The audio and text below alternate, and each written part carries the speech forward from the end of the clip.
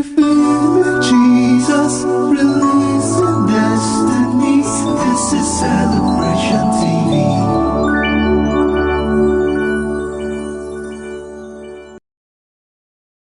Revealing Jesus.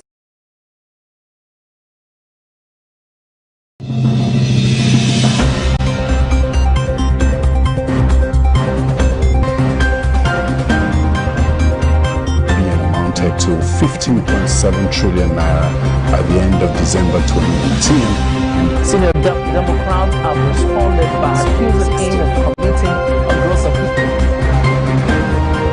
The All Progressives Congress has vowed to punish the Ogun State Governor, Ibikule Amosu.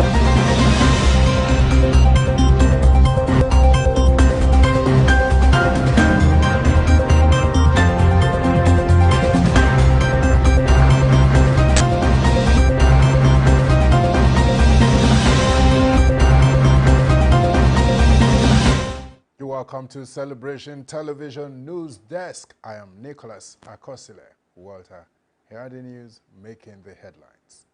Reps to begin hearing on Constitution Review June 1st and list venues. UN calls for immediate release of Mali President Bardo. Australia to shut embassy in Afghanistan over violence fears. CBN sets new capital base for payment firms. Guardiola wins England's Manager of the Year award. Please stay with us as we bring you details after this short break. Don't go anywhere.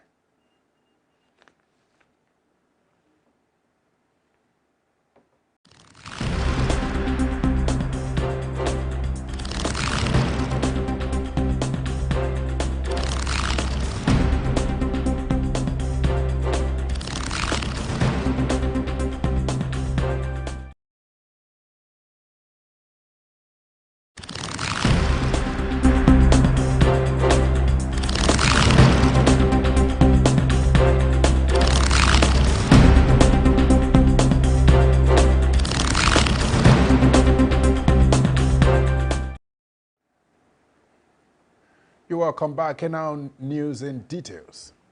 Reps to begin hearing on Constitution Review June 1st and list venues.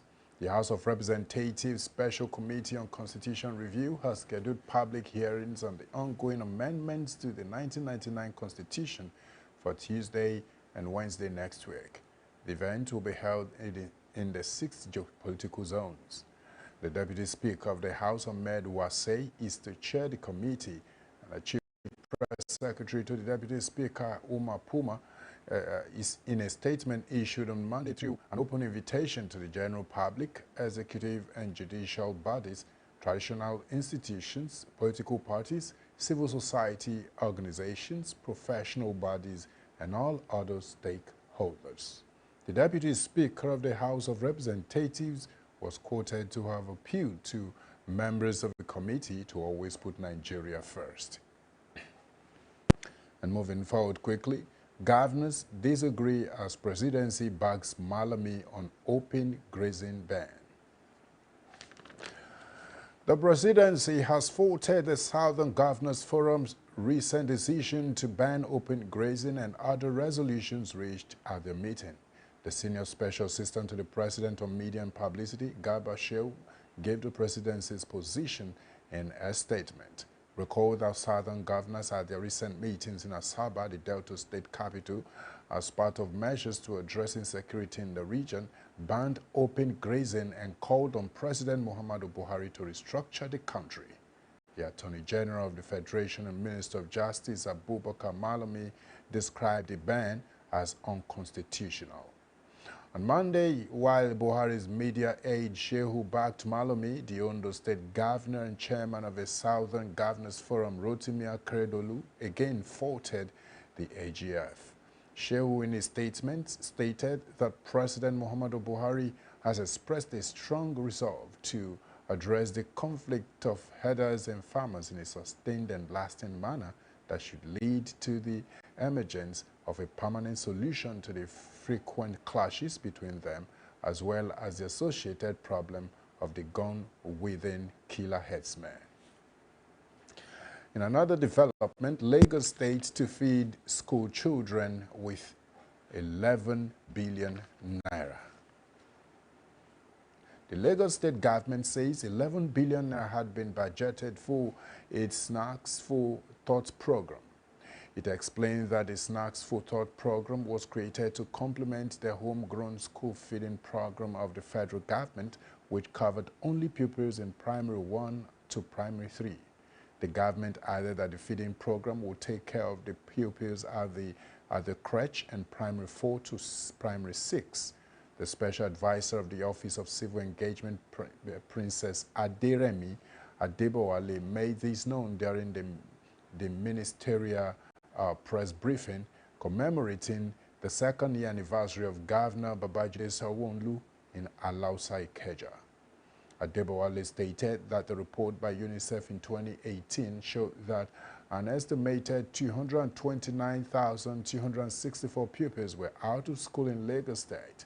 The special advisor also said over 2,200 indigent pregnant mothers across 11 local government areas of the state had benefited from the state's Mothers, Infant and Child program aimed at assisting underprivileged pregnant women in the state. And quickly coming from around Africa, UN calls for immediate release of Mali President Bardo. The UN mission in Mali has demanded an immediate release of President Bardo and Prime Minister Mokhtar Oune after reports that they were detained by soldiers. The MINUSMA mission also called for calm in the impoverished West African nation, and this came after reports that interim President Ndao and Mr. Ouane were driven by soldiers to the Kati military camp near the capital Bamako. These raised fears of a second coup within a year in the country. Defense Minister Suleimani, the Defense Minister Suleimani Doucouré has also reportedly been detained. The African Union, the Economic Community of West African States, the European Union, and the United States also condemned the arrest, saying Mali's top politicians must be released without any preconditions. The reported detentions came just hours after a government reshuffle, which saw 2 senior army officers who took part in last year's coup replaced. Once again, Mali is looking unstable just 9 months after the military coup that saw President Ibrahim Boubacar Keïta removed from office.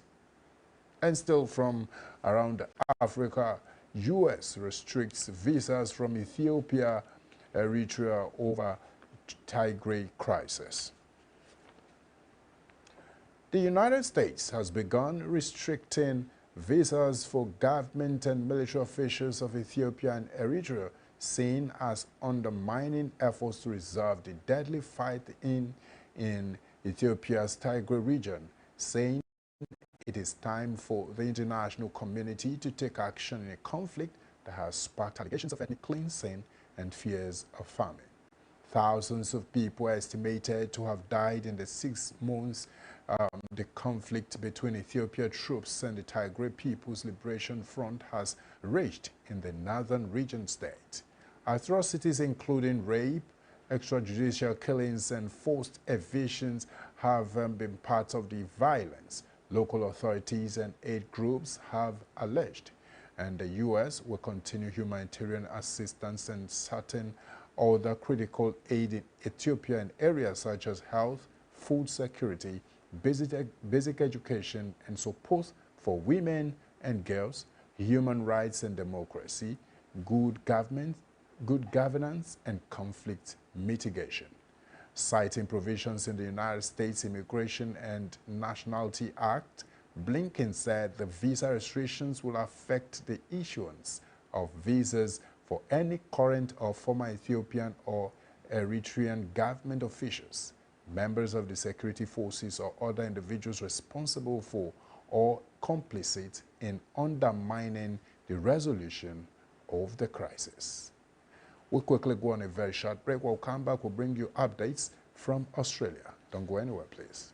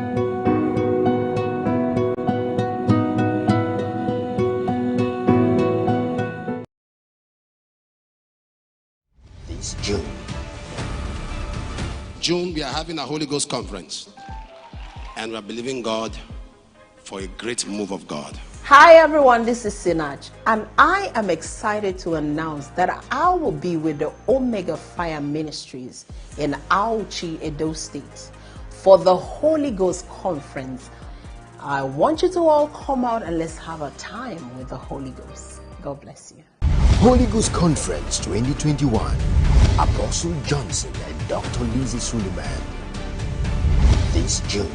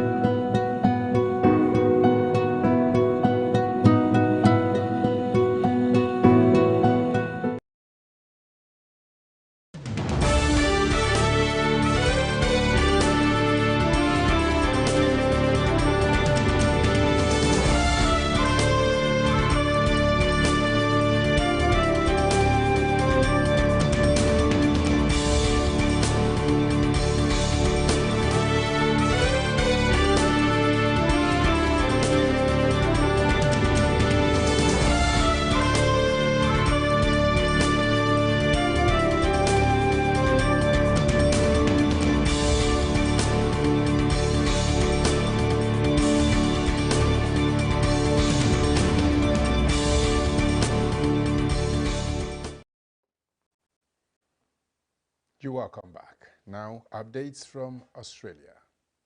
Australia to shut down embassy in Afghanistan over violence fear. Australia has said it will shut its embassy in Afghanistan's capital, Kabul, on Friday as the withdrawal of international troops proceeds. In a statement, Canberra talked of an increasingly uncertain security environment in the country. It said Australian diplomats would visit Afghanistan regularly, but will be based elsewhere in the region. There are fears that the withdrawal of the US-led NATO force could plunge Afghanistan back into a full-scale war. In April, US President Joe Biden said American troops would leave by 11th of September after 20 years of military involvement in Afghanistan. At least 2,500 US troops are part of the 9,600-strong NATO Afghan mission. Over the past 2 years, Australia has reduced the number of its troops in Afghanistan from more than 1,500 to about 80. US and NATO officials have recently said that the Taliban, a hardline Islamist movement, have so far failed to live up to commitment to reduce violence in Afghanistan. More updates from Europe. European Union agrees new Belarus sanction after plane arrest. The EU has decided to ban Belarusian airline from European skies after a flight was diverted to Minsk and a dissident journalist arrested. At a meeting in Brussels, the leaders of the 27 member states also told European Union airlines not to fly over Belarus and promised further economic sanctions. Excuse me. Roman Protasevich was on a flight from Greece to Lithuania, which was rerouted over a supposed bomb threat. Western countries accused Belarus of hijacking the Riena plane. The journalist said he was in good health and seemingly confessed to crimes he had been charged with by the Belarusian state. U.S. President Joe Biden described the actions of the Belarusian authorities as outrageous, saying they were shameful assaults on both political decency and the freedom of the press. Dmitry Protasevich said on Monday he was really afraid of how his son will be treated by the authorities in his home country. We'll go quickly to business news right now. Let's see how Central Bank of Nigeria set new capital base for payment firms.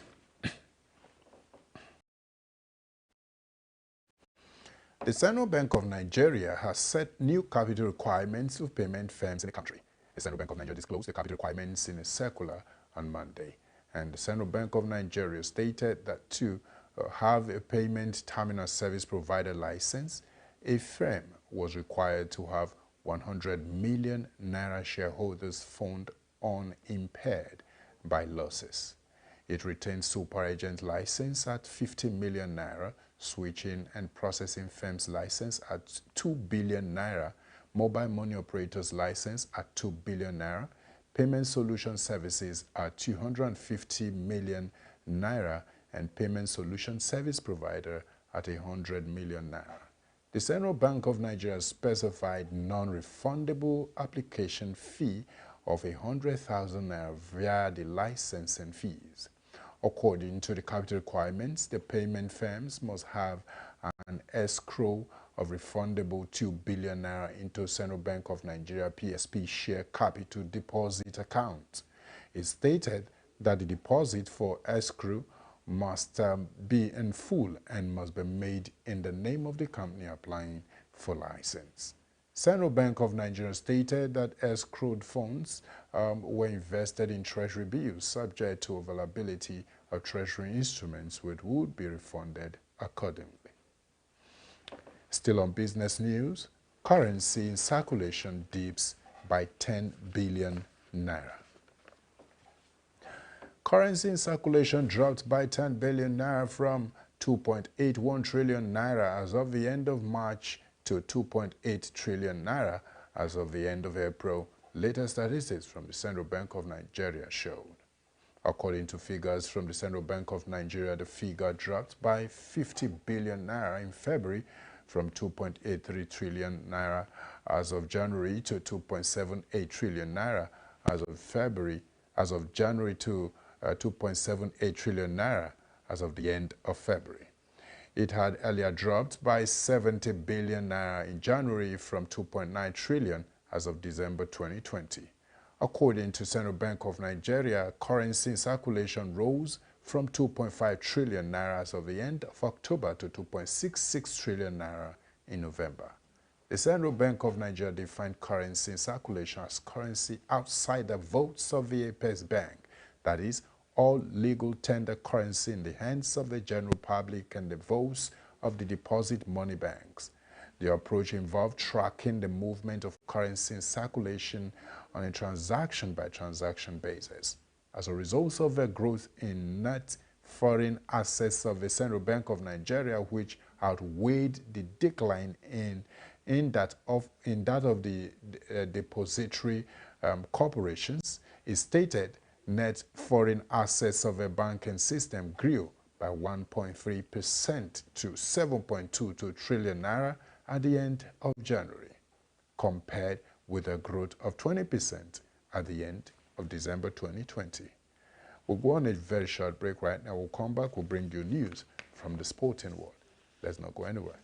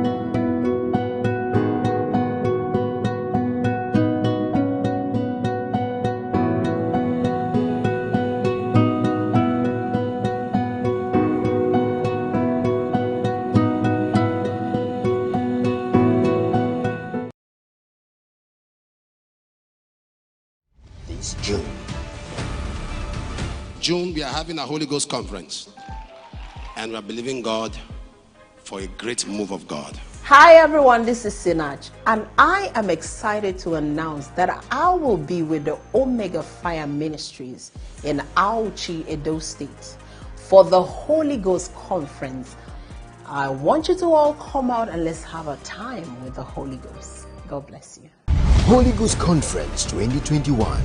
Apostle Johnson and Dr. Lizzie Suleiman. This June.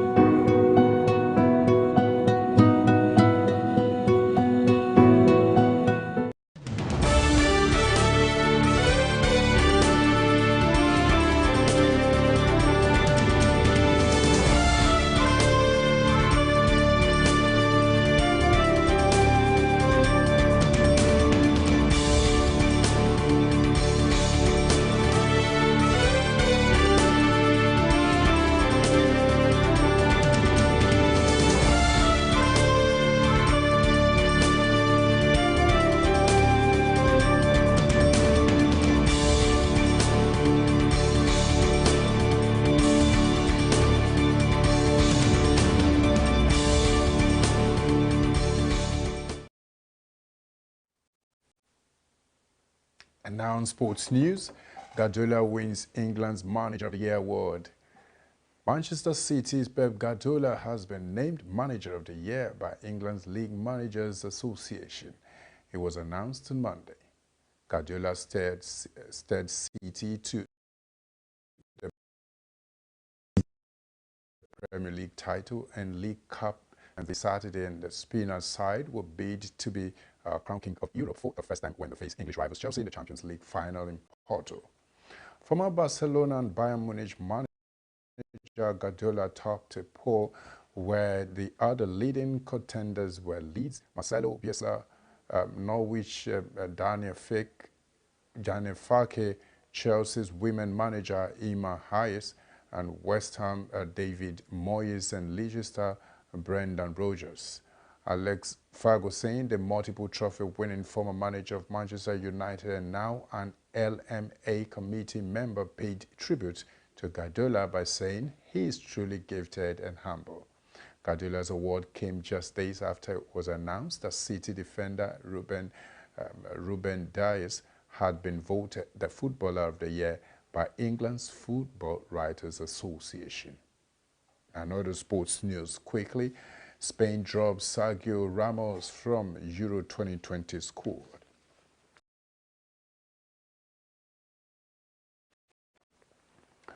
Spain coach on Monday left veteran defender Sergio Ramos out of his Euro 2020 squad, but called up centre-back Aymeric Laporte, who recently switched his football nationality. Ramos, the 35-year-old Real Madrid captain, has struggled with injury this season and has featured just 5 times since the start of the year.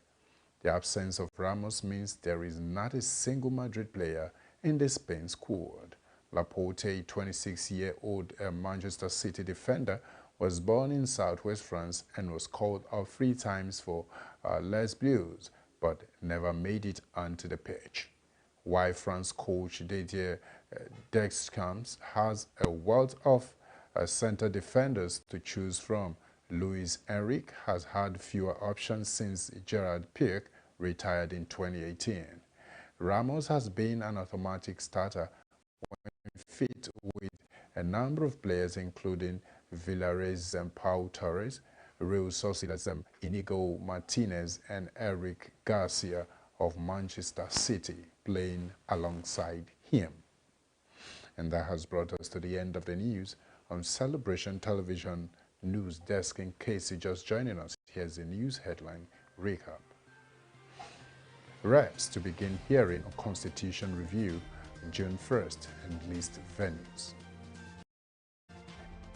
UN calls for immediate release of Mali President INT'L. Australia to shut embassy in Afghanistan over violence fears. Central Bank of Nigeria sets new capital base for payment firms. And Guardiola wins England's Manager of the Year award. And quickly we have photo of the day. Can you see that's pictorious?